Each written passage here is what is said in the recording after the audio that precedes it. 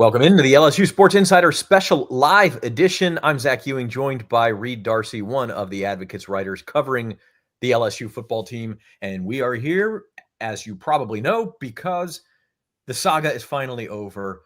Lane Kiffin has ended it himself in the end with an announcement on the social media platform X that he is indeed going to become the next football coach of the LSU Tigers. Reed, this has taken a long time. It has taken many twists and turns, but in the end, seems like LSU got its man. It has been a wild 2 weeks. It has definitely been an even wilder 2 days. I have been sick all week. I've been battling a nasty cold all week, but I've been fighting through just to keep an eye on this story as it develops. I kind of sound like John Sumrall, the new Florida coach, the Tulane coach, but yeah, it's just been wild. All the twists and turns with this. We were expecting a decision from Lane Kiffin yesterday, but we didn't get one because there was some haggling about would he be allowed to coach Ole Miss in the college football playoff, and that's kind of been the question that's hovered over this entire saga for the last 2-3 weeks. And now we finally have an answer. Lane Kiffin will not be coaching Ole Miss in the playoff. He's coming to Baton Rouge. He was about to hop on a plane. He should be doing that in a few minutes and fly down to Baton Rouge and get to work. Signing day is on Thursday, so I'd imagine that he's going to hit the ground running. LSU just announced it. We just got that press release that just came through. So yeah, it's officially official now. Lane Kiffin is the next head coach at LSU. It's pretty remarkable. Yeah, things had been trending this way for a while, as you say, but it was just sort of this. Well, Lane Kiffin's a bit of a wild card, and he has had several job moves throughout his career that took sudden turns at the end. Leaving Tennessee suddenly for USC, the Raiders firing him mid-season, USC firing him on the tarmac, for God's sake. I mean, Alabama not letting him coach in the national championship game when he was the Crimson Tide's offensive coordinator. So it always seems to be dramatic with him. In this case, I think he wanted two things that were going to happen at the same time. He wanted to become the head coach at LSU, and he wanted to continue to coach Ole Miss. And you can see why. This is, Ole Miss was in consideration for the SEC championship game until late last night when Alabama finished off Auburn in the Iron Bowl. And they're going to be in the college football playoff. Lane Kiffin has worked hard to build that program up. I'm sure he would love to coach them. But you also understand that from the Rebels' perspective, where they're saying, look, why would we let you stick around 3 more weeks when you're going to be coaching our rival school that, by the way, is on LSU, is going to be on Ole Miss schedule every year going forward? And you could sit there and have side conversations with players about coming to Baton Rouge with you. You could, and who knows if your focus is really on Ole Miss and its playoff run and all of that. So you can understand why Lane Kiffin wanted that, but you can also understand why athletic director Keith Carter and Ole Miss said, no, if you're going to go, get out of here. He wanted to have his cake and eat it too, and Ole Miss wouldn't let him do that. If you look at the statement that he released, it's a pretty remarkable statement. It's not just the boring kind of PR statement that these coaches normally put out. There were a couple things in there that, catch your eye. Lane Kiffin said that he wanted to keep coaching in the playoff, and that he was open to having certain guardrails in place in any areas of concern. I'm not really sure what that means, but I'm sure it's alluding to something to do about, taking coaches and players with him to LSU. And he also essentially threw the Ole Miss athletic director, Keith Carter, under the bus. He said, I wanted to coach in the playoff, and the team wanted me to coach in the playoff, but Keith Carter wouldn't let me, and now I'm on the way to Baton Rouge. So Kiffin has always been kind of a renegade. He has been, ever since he got that first head coaching job, more than 15 years ago now. But this to me is different. This to me is unprecedented. All of his exits before this had been messy in their own right. This one feels quite a bit more messy, just because we've never seen a sitting head coach leave a playoff team behind, number one, before the playoff starts, and number two, take a job at an interconference rival. So we're in uncharted water here. It was always going to be this way if Lane Kiffin decided to make that move. I'm not sure anybody really expected Ole Miss to let him coach in the playoff. But now that it's here, it sort of just feels really, really weird and really unique that college football has come to this place now. Yeah, and I do think it's important to note this is not just Lane Kiffin's fault, and it's not just Ole Miss fault or LSU's fault. I mean, the calendar is set up for a situation like this. It was if it didn't happen this year with Lane Kiffin, it was going to happen in the future with somebody else. It just you have teams like LSU that are ending their seasons essentially at the end of November. Yeah, there's still a bowl game to play, but honestly, in today's college football, nobody really cares how LSU plays in the Texas Bowl or the Tax Slayer Bowl or the Music City Bowl or whatever bowl it is. They don't care. In fact, a lot of the players won't even play in that game, and so their season is essentially over. And meanwhile, you have another team in Ole Miss that is going to be playing for at least 3 more weeks. We're 3 weekends away from the first round of the college football playoff. If they win that game, they're playing for another month because the quarterfinals are on New Year's Eve and New Year's Day. And then if they win that game, they're playing beyond that into January. And in the meantime, teams like LSU are already starting on next season, Reed, where the transfer portal, you mentioned the early signing period is this week. The hay's kind of already in the barn on that. But the transfer portal doesn't open until January 2nd. Or I should say it already opens on January 2nd. And so you can see where the conflict is here. If Lane Kiffin is still coaching the Rebels into January, we have a conflict. Ole Miss doesn't think it's getting his best effort as they're playing their most important games in the history of their football program. And LSU doesn't feel like they're getting his full effort in the first year of a massive contract to try to mine the transfer portal for the best available talent. So you have this conundrum where it was bound to happen, and it just happened in the second year of the expanded playoff and the early transfer portal. Lane Kiffin wanted to make it happen, but I'm not sure anyone else wanted to make it happen besides Lane Kiffin. It's a really unique setup.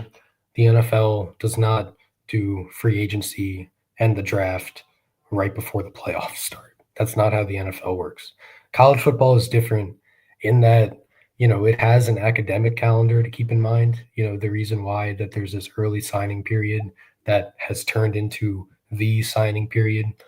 Guys used to sign in the spring. Now they sign the first week of December.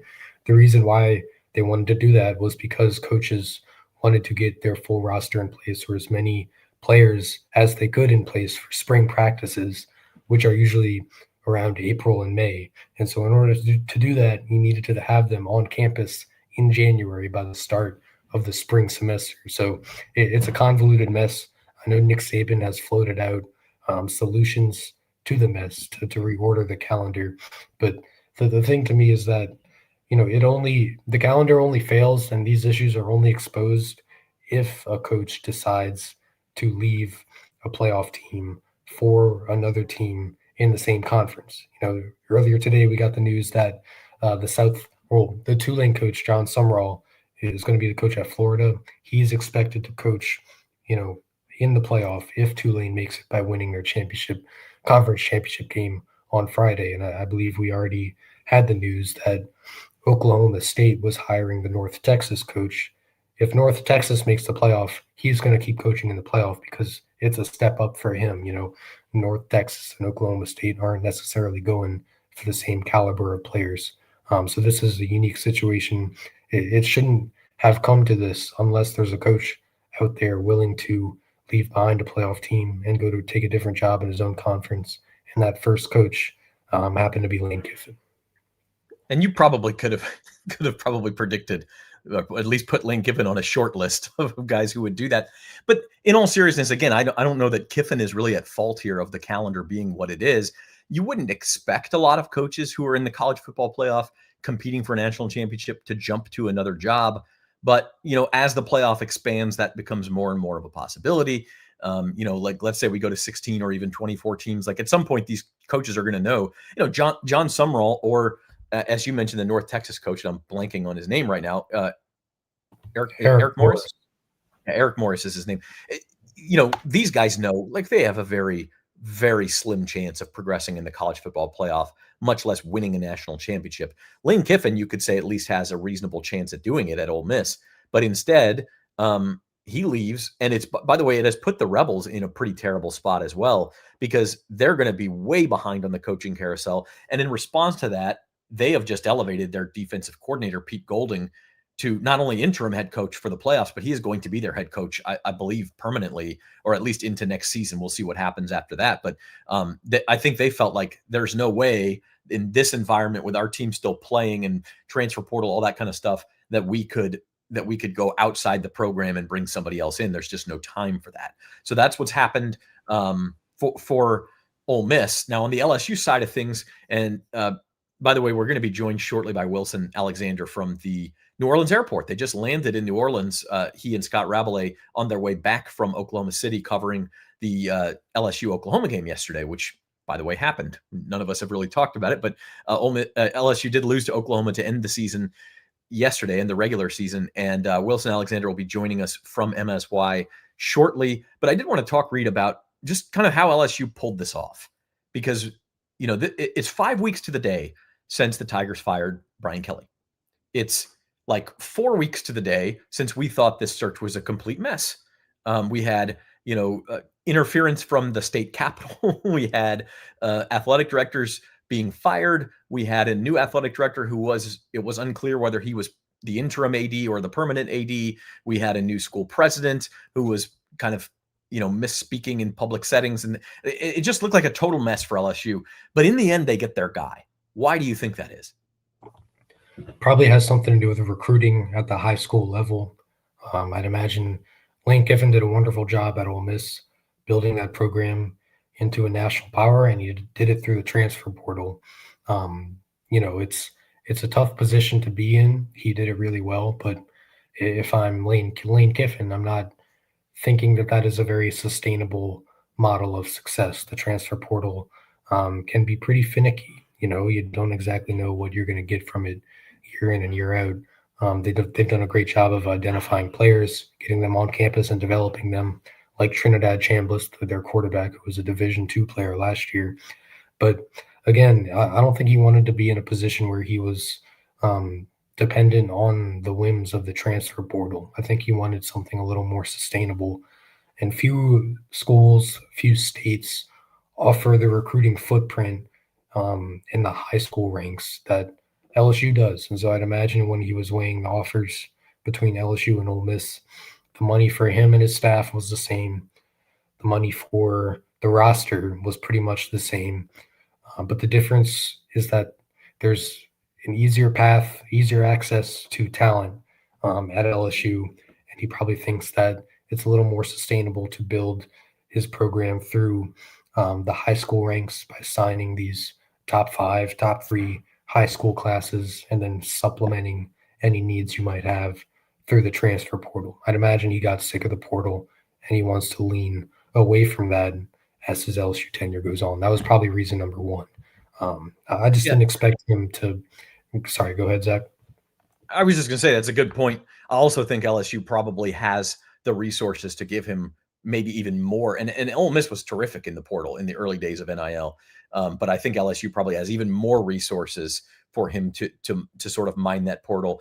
And to your point, that's just to supplement what should be a top 5, top 10 recruiting class from the high school ranks every single year, recruiting out of South Louisiana and even East Texas, than it would have been at Ole Miss. And so those things are all good. And I'm sure the reported $12-13 million a year didn't hurt either.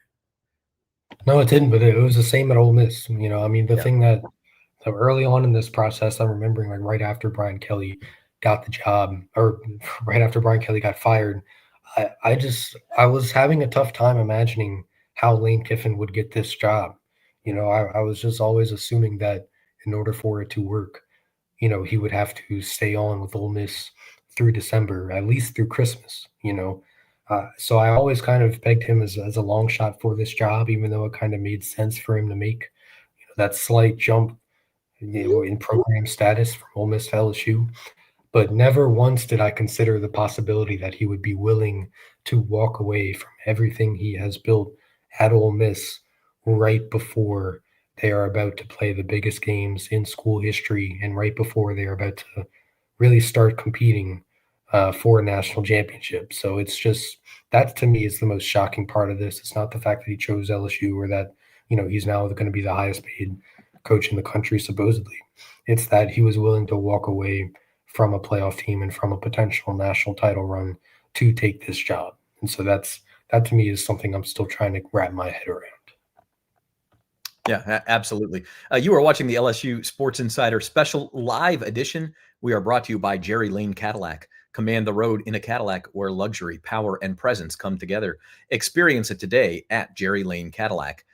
Zach Ewing and Reed Darcy joining you. We will have LSU football beat writer for the Advocate, Wilson Alexander, is going to try to log on from the New Orleans airport where he just landed on his way back from covering the LSU Oklahoma game. He's going to join us. We might get Scott Rabley from the airport also. Koki Riley is around. He's working on some stories. He's going to try to join. So we'll be with you for a little while. And look, I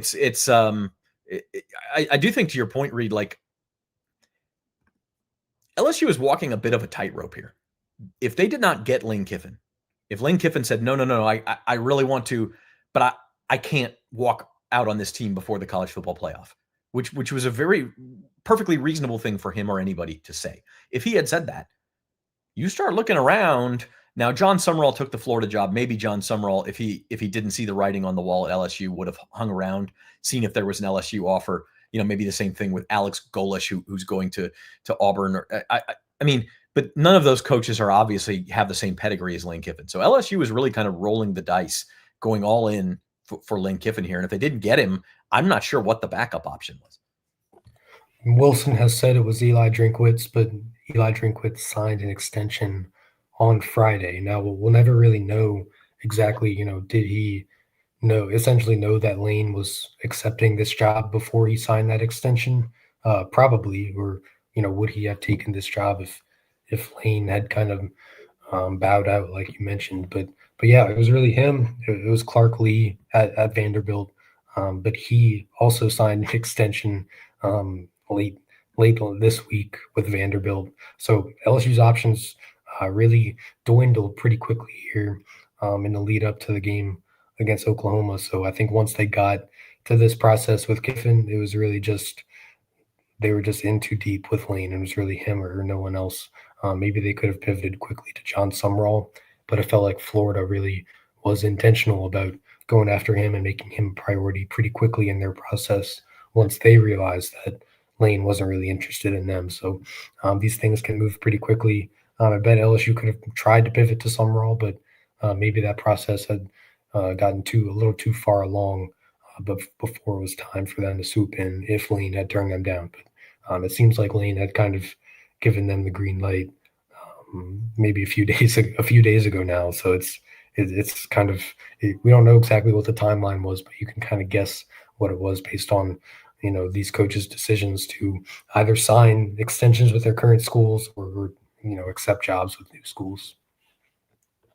Yeah, 100%. I mean, these agents talk too, and the word probably gets around. So we're never going to know that sort of chicken or the egg question. Did Eli Drinkwitz and Clark Lee sign extensions because they knew LSU was off the table, or were they going to stay anyway? I don't know. Penn State's still open. Florida was still open. Like, there were good jobs out there. So maybe those guys decided it was either LSU or stay for me, or maybe they were going to stay anyway. It's hard to say for sure. But the LSU job, as we've discussed, has certainly quite an allure for coaches, and there's a lot of reasons why. As we kind of look forward, Wilson, Lane Kiffin will have his introductory press conference tomorrow. Do we have a time on that yet? No time. Yeah. Haven't seen a time yet on that, but probably tomorrow afternoon, I would imagine. And then we will have news leaking about his staff. It sounds like he's going to bring most of his offensive staff with him. That was one of the leverage points he tried to use, right? That was another thing. This is according to a report from Brett McMurphy, who's with On3. He wanted to coach the playoff, and supposedly he went to Ole Miss and said, hey, if you don't let me coach in the playoff, I'm taking the entire offensive staff with me to Baton Rouge. And he went and told those coaches, hey, if you don't get on this plane right now to Baton Rouge, you're not getting a job at LSU. So That's kind of the messiness I was talking about here, based on some of the reports that have kind of been trickling in over the past few hours. That was one of them. And it seems like things really, really got messy up there in Oxford. And that's kind of a shame because they're in their best season since the 60s. And they're about to start a playoff run. And now things look very different. Lane Kiffin really, really sacrificed a lot to take this job, and that's again, it's tough for me to still wrap my head around that. Yeah, no doubt about it. Zach Ewing with Reed Darcy, who is just powering through a lost voice here. We're going to make you lose it all over again. I think it's actually a little bit better than it was yesterday or the day before. So hopefully we don't make you lose it all over again. But you're right. And so the upshot is that Lane Kiffin, I mean, the only conclusion you can make is he really, really wanted this job. There's no doubt about it that this is the job he wanted. He gave up a lot to do it. He gave up maybe a lifelong dream to coach as a head coach in the college football playoff. And so he did. And here he is. And it sounds like Charlie Weiss Jr. will join him as the offensive coordinator, we think. And speaking of joining, I think we have Wilson Alexander. Wilson, can you hear us? I can. Can you hear me okay? Yeah, live from the New Orleans airport. This is behind the scenes, flying back from Oklahoma. Lane Kiffin news breaks. How are you holding up? All I'll tell you is if for some reason you ever find yourself in a situation where you are trying to break news and covering breaking news, don't fly Southwest Airlines. The Wi-Fi is incredibly unreliable, and you can't get anything from it. And so that was an agonizing flight, knowing that stuff was coming and not being able to do anything about it.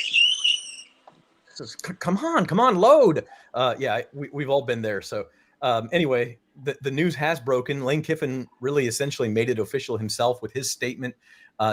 Wilson, this has obviously been a long time coming. We've seen the writing on the wall at least for a couple of days, if not longer here.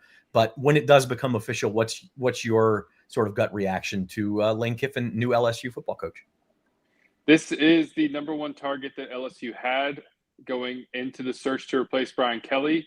Burge Osbury said early on when he was named initially the interim athletic director and obviously later promoted to full-time, that they were going to go and find someone who kind of fit this description. LSU often wants to make a splash. And there's even dating back before Scott Woodward, they've often hired sitting Power 4 coaches. And they did that again here. The biggest name on the market in Lane Kiffin, the most sought-after coach among the biggest schools in this cycle. And LSU went and got him, a guy who you would expect to be able to make this offense run a lot better than it has this year, and especially really the past 2 years. And we'll see, how things work out over time because Lane Kiffin has never, won a national championship, and obviously he's leaving Ole Miss right on the verge of going to what would have been his first playoff appearance. But this is the kind of hire that you would expect LSU thinks anyway will get it to consistent championship contention. That was the goal under Brian Kelly, and it never happened. And that's why they made a move. And they think that Lane Kiffin can get them there. Sorry, guys, I was muted there. But yeah, it is a coup. And as Reed and I were discussing before you came on, Wilson, it was kind of a gamble by Burge Osbury and LSU because if they don't get Lane Kiffin, their backup options, and again, chicken or the egg argument, maybe these guys wouldn't have signed extensions if they thought the LSU job was still there for them. But the backup options were dwindling out there. Eli Drinkwitz signs an extension. Clark Lee signs an extension. I'm not sure where they would go, but obviously it all works out. What do you think went into this decision on the Kiffin side? He obviously had a lot left on the table at Ole Miss that he's walking away from. So what drew him so much to LSU? Well, real quick on the backup options, I think some of those started dwindling because it was becoming clear that LSU was going to hire Lane Kiffin. And while there was still this uncertainty around, could he maybe pull the rug out from under them at the last minute without a deal signed, that there was still this expectation really for more than a week, or I guess about 8 or 9 days at this point, that LSU was going to hire him. There was certainly that expectation and confidence among LSU leaders. And so, but to your question about, what was appealing on the Kiffin side, I don't know that we fully know, and hopefully we can get an answer tomorrow. LSU has arranged a press conference for some point on Monday to introduce Lane Kiffin as the next head coach. And I hope that he'll be forthcoming about it, because I know a lot of people, both at LSU and Ole Miss and really around the country, are going to be curious to hear what he has to say about what went into this decision. I think it's a lot of the things that you would normally hear about LSU being a place that 3 of the past 4 head coaches won national championships. There's sort of the built-in recruiting base, and it's one of these widely considered top 5 jobs in college football that, for someone like Lane Kiffin, I wonder if he was always sort of chasing a job like this. He had the USC job and then he gets fired, and Ole Miss he has done incredible things with, but to maybe go to a blue blood might have been kind of appealing to him.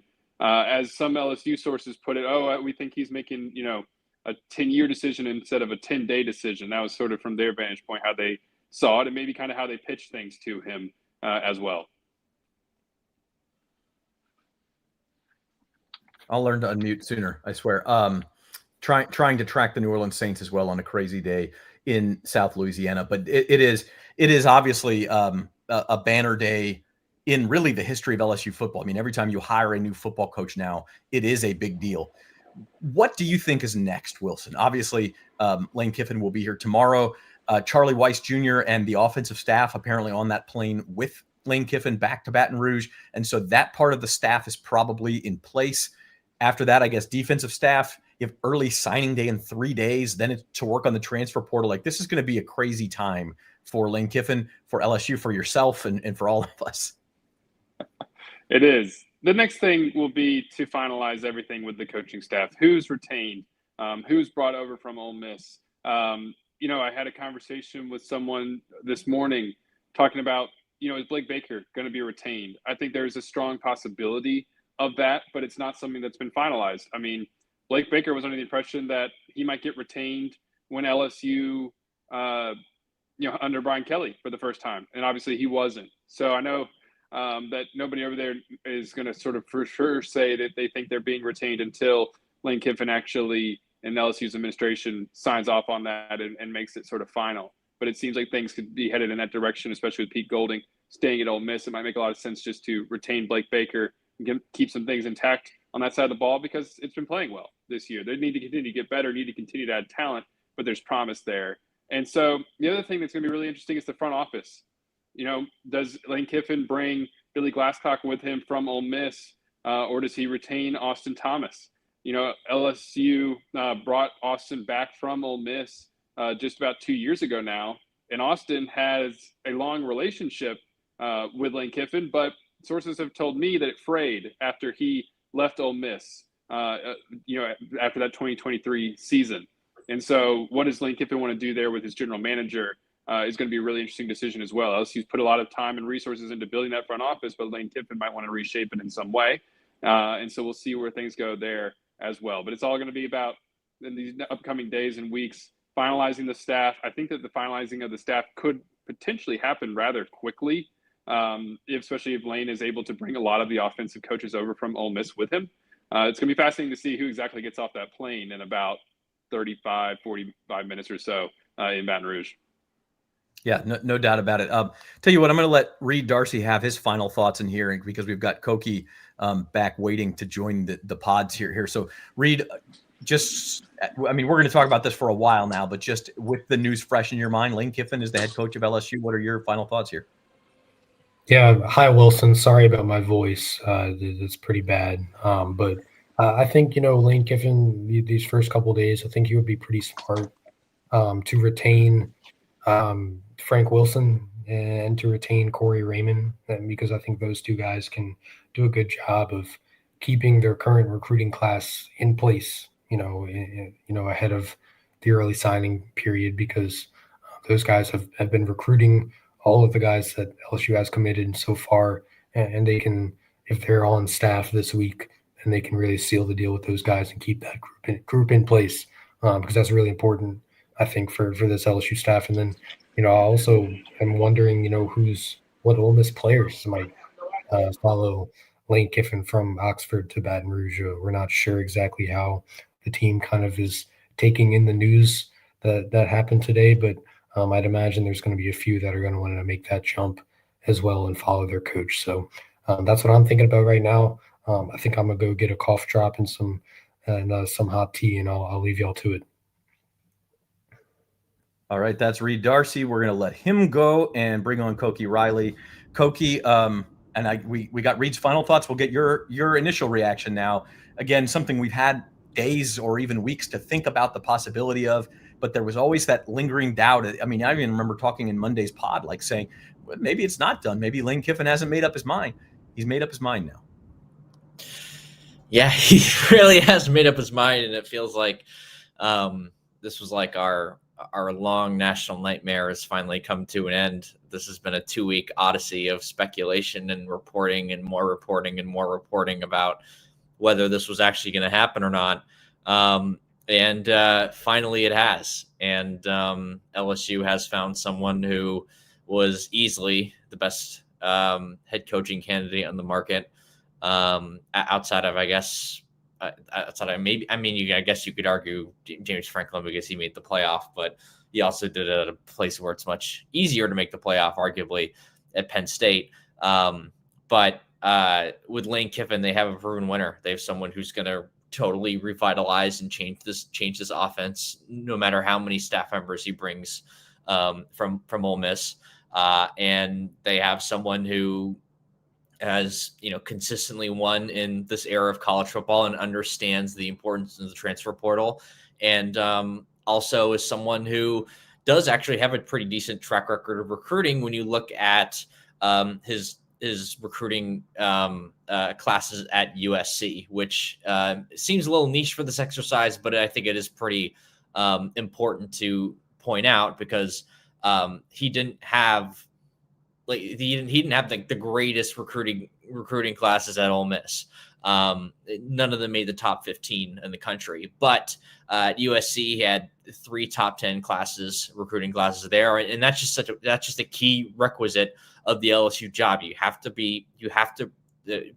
pump in these top 10, top 5 recruiting classes to go along with the portal talent. So I just really feel like this is pretty much a home run hire for LSU, at least when it comes to the on the field dynamics. The off the field stuff, we have a lot of time to sort of dive in on that. So Lane Kiffin and whoever, we don't know who else is going to be on this flight, but he's almost certainly going to be on it. They're going to make their way down to Baton Rouge.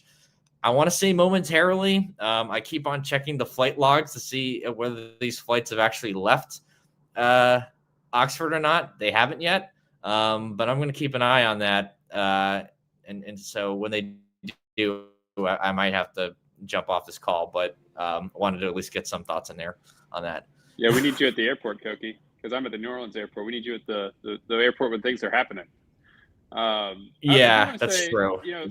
There has been sort of that we're best coach on the market, and maybe Lane Kiffin is the best coach on the market, but I feel like a maybe better way to frame it, because you just don't ever know how these coaching hires are going to work out, right? Brian Kelly had proven track record of, while not winning championships, of success, and it didn't work out at LSU. Certainly did not meet the LSU standards. I think the way I would phrase it is Lane Kiffin is the most established coach that was available on the market, and that fit everything the LSU was looking for. Somebody who, our colleague Sarah Rabley talks about this a lot, where one of LSU's former athletic directors told him, like, this is a job in which you need head coaching experience already coming in. And that might not necessarily be the case, because we've seen a lot of former coordinators having success elsewhere at major jobs across the country, Kirby Smart, Dan Lanning, et cetera. But that's something that LSU wants. And they were able to go and get that here with the guy who has done it for the longest period of time and was, available out there to come and do it. Yeah, 100%. And I mean, there are no sure things in coaching hires. This is about as close as you were going to get. I mean, Dan Lanning was a pipe dream. Marcus Freeman was a pipe dream. I mean, Nick Saban's certainly a pipe dream. Like, you're not getting those guys. And so you go get a guy who just led a team that factually has fewer resources than LSU to the college football playoff. So that's where we're at. And we're going to wrap up shortly here so Koki can get to the airport, and Wilson, you can get home and you can write and all. I mean, we got things going on here, and I've got duty with the Saints game, which is coming down to the wire and everything. But guys, what do you expect? I did want to ask you, Wilson, you mentioned Blake Baker staying on staff. He could get head coaching offers too. So that's part of this equation too, is does he want to stay on staff and be the DC at an SEC power hunting the national championship, or would he like to go begin the phase of his career where he's a head coach? I mean, he has a history with Tulane. He's a Tulane graduate, I believe, and could get offered that job for all we know. So that's part of it too. But the staff is the first part, and then I imagine the next part for Lane Kiffin is the transfer portal and who do I want to play quarterback next year, as well as everything else. So to start that with Blake, he certainly would be interested if Tulane came calling, and he would have to hear them out and see what they have to offer him. But it's also a situation where he's moved around a lot, and he's got some young kids. And as I understand it, he and his family, they might not want to move around if they don't have to. But for a job like Tulane, the place where, his alma mater, I know it's a place that he's got a lot of love for still, that could be hard to pass up if they really wanted to make him the next head coach. He wants to be a head coach at some point in his career, I think. And that could be a really great place for him to start doing that. But he also is kind of, I think, tired of moving around a ton with his young kids and would like to maybe settle in one spot for a little while if he can. And so it'll be a tough decision for him if those are kind of his options, Tulane versus staying at LSU. And then if Blake is your DC and you're able to retain Corey Raymond as corners coach, and maybe you make some other little tweaks to the staff, but keep Kevin Peoples as your edge rushers coach, perhaps, then you don't have to change too much on the defensive side of the ball. But yes, the number one thing now is who is going to be Lane Kiffin's quarterback. For sure, that is one of the biggest things now heading into the offseason and the transfer portal opening up on January 2nd. You have to think there's going to be some quarterbacks out there who are interested in coming to play for Lane. Trinidad Chambliss, they're working on getting him a waiver for another year. Would he leave Ole Miss? Just sort of throwing that out there as a thought. I don't know if there's anything to that really. But there's going to be probably a lot of people who are interested in playing for Lane, but you got to build some stuff around them too. You need offensive line. You need some more help at receiver. And so there's going to be a major offensive rebuild on Lane Kiffin's hands as he goes into his first year as LSU's coach. But it's really going to be you probably went and got the guy who's best equipped to do that as well with his proven track record on offense. And that would probably be my final thought here as we head out because I need to probably go get my bag from baggage claim. Yeah, before they take it. Koki, what about you? Any final thoughts? Wilson, we'll let you go. We know you got places to run, so we'll see, Wilson. Koki, any final thoughts on your end? Yeah, who's going to be the offensive coordinator? Who's going to be the rest of the offensive staff, right? Which is, I guess, the other layer onto what Wilson's saying here. And there were some reports that Lane was trying to take as many staff members on the offensive side at least to join him in Baton Rouge, but no one really knows how successful that was exactly. So let's see. I'm really like, who's going to be the offensive coordinator? Crucially, will Lane have to call the plays in year one if he doesn't find someone that he's necessarily totally comfortable with on day one? I think that on top of obviously who the quarterback is going to be, obviously what the offensive line is going to look like, really crucially, and also like in the immediate future. LSU has the signing period. I keep on going back to the high school recruits, but the signing day is on Wednesday. How many of these guys can they retain? Can they flip anybody? I mean, I did see some stray reports that they were looking at flipping a couple of recruits.